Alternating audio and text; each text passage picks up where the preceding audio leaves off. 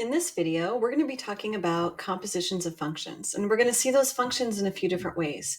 We're going to see them as formulas and as tables of values. So let's go ahead and get started with our worksheet, starting with the definition. So a composition of functions, let me go ahead and grab a pen, is a series of functions. So we do one after the other. We can write it in this form. Actually, let me just make this a little bit thicker. So f composed with g of x, which we can also think of as f of g of x, is the composition of functions. That means that to x, we're going to apply the rule g first, and we're going to apply the rule f second. So in number 1 here, under the examples for C, we've got two different rules. The rule G takes a value and multiplies it by 2, and the rule F takes a value, squares it, and adds 3. We also have a value H over here, a rule for H that does 1 over whatever your value is. I think it's really helpful to rethink these functions as a rule applied to an input. So if I say that f of my input, so that rule is the input squared plus 3. I also have that rule g of whatever I put into the function, g of the input, is 2 times the input. And over here, we can say that h of the input, whatever that happens to be, it puts it in a denominator. So it's 1 over the input. So as we go through and work f composed with g of x in part A, we know that this is f of g of x. We're going to start these inside out. So I'm going to go ahead and just replace the inside parentheses g of x with its function 2x. So it becomes f of 2x. So I've done the first rule, which is to multiply it by 2. Now for my second rule, I'm going to take my input, which is 2x, and I need to square the input going up here to my function f. I square the input, and then I add a 3. Okay, so I'm going to square my input. So that's going to be 2x squared plus a 3. So you can see how, as you follow the x through, we applied my rule g first, multiply by 2, and then we applied the squaring rule plus 3, which was f. I can simplify this just a little bit more, and it becomes 4x squared plus 3. Okay, let's go ahead and do this one again. Well, we'll do part B. So in part B, this one is h of f of x. So we're going to apply f first, which takes the input, squares it, and adds 3. It's easy to do the first one. I'm just going to go ahead and replace those innermost parentheses with f of x. So that's x squared plus 3.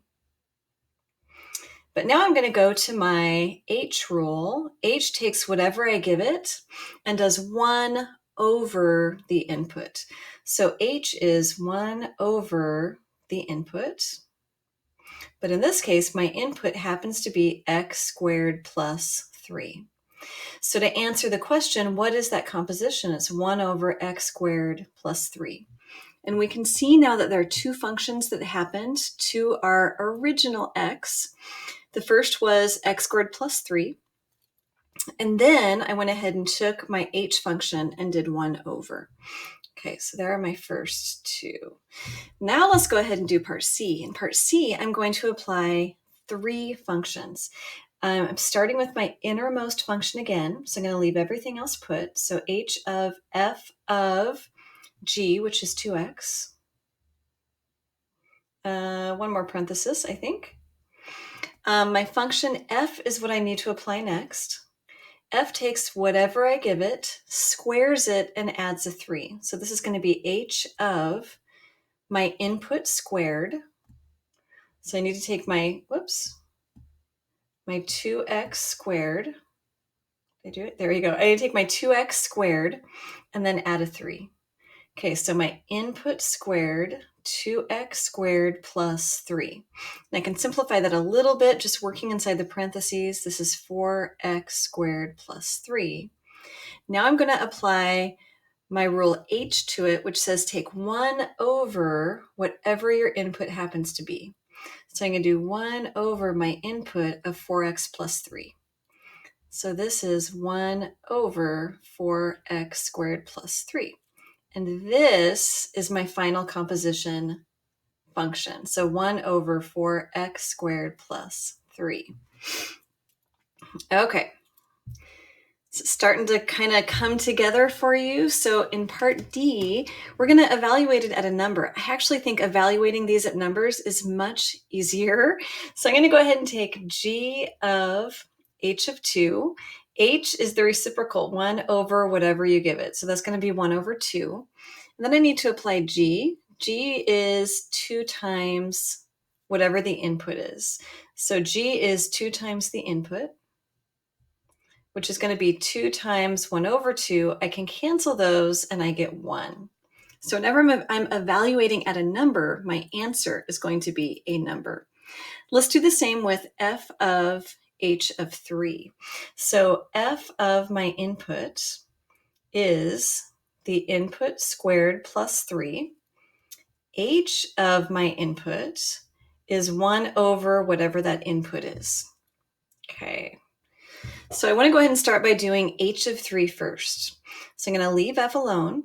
H says 1 over whatever your input is. So that's going to be 1 over 3. Now I'm going to apply f. That's going to be my input squared. So 1/3 squared plus 3. This is 1/9 plus 3. I need a common denominator. So we're going to multiply that 3 by, 9 over 9. So I get 1 plus 27 over 9. So I get 28 ninths. So 28 ninths. I can show you a really nice way to do that on your graphing calculator as well. Not the composition, but the arithmetic there at the end. At the end, we ended up with a 1/9 plus 3. So if I do 1 divided by 9 plus 3, if I hit enter, it's going to give me the decimal version, 3.111. I don't want the decimal version, so I'm going to go to my math menu. The very first option is convert to fraction. I hit convert to fraction and then enter, and it gives me that 28 ninths. So a really nice way to work through the arithmetic so you can focus on the pre-calc stuff. Okay, number 2. Now we're going to use a table to find each composition. We're going to start with f of 2. So I've got my function f, so its matching rule, and g's matching rule. So just starting off with f of 2, f of 2 is your x value, and it matches 2 with a 2. So f of 2 is 2. Next is a composition. So if I want to do g of f of 2, g of f of 2, I already saw that 2 is matched to a 2 under f, so that's going to be g of 2. So I've just replaced f of 2 with its match. Now let's go ahead and do g of 2. I go back to x is 2, and it matches 2 to a 3. So g of 2 is equal to 3. So g of f of 2 is 3. Okay, now we've got f of g of 0. I want to start with g of 0 first. Let me erase what I've got here. Let's go ahead and start with g of 0 first. So I find where x is 0. Oops, there we go. I find where x is equal to 0, which is here. Under g, it matches 0 to a 2. So this becomes f of g of 0 is 2. Next, I need f of 2. So 2 is my new x. So I find x. Under f, it matches it to a 2. So I do those matchings going back to the values of x each time. Okay, so that's using a table. Now let's break these compositions down. This is actually a really common tool that we use in calculus. So when we use calculus, we use a lot of algebra in order to find rates of changes. And it's really helpful to be able to break it down to the most simplest basic functions possible. So when I take a look at this very first one, so this is an h of x. Let me go to my purple pen. So this guy right here, So when I look at this one, I notice and I think about this x right here. So what has happened to the x? Well, there's a couple of things. The first thing that happened to the x is a 2 was added to it. So I'm looking at this as an f of g of x. So g of x is the first function. And f is applied last. So number 2, the second thing that's been done is going to be my f function. So I grab that innermost function. Parentheses are often really useful here, and that becomes my g of x. So g of x is equal to my inner function x plus 2. But I also have an outer function. And I notice that what I've got here is, let me erase this, eraser. So if I re-look at this, I can really think of this as an input squared plus 3. It happens to be x plus 2 squared, but it is some input squared plus 3. So I can think of f as that function. So I can write f of my input is input squared plus 3. But when I want to write f just as a generic function, I use x for the input. So f of x is x squared plus 3. Okay, so there's my outer function, the squaring plus 3. And then my inner function is the x plus 2. For the second one, again, we're thinking of this as an f of g of x. I look at the very first thing that's done to x. So I find x, and the first thing that's been done is subtract 5. So that's going to be my g of x. So g of x is x minus 5. And when I go back and look at this function, it's really 1 over some input. This is going to be my f function, 1 over the input, but instead of calling that 1 over the input, I'm going to call that f of x is 1 over x. So my inner function is subtracting 5. My outer function, that f function, is 1 divided by the input. Okay, so for part H, I'm looking for an inner function and an outer function. So I take a look and I can see I have another grouping symbol here, and that's my square root. So my inner function is the 3x plus 1. That's function number 1, or g of x.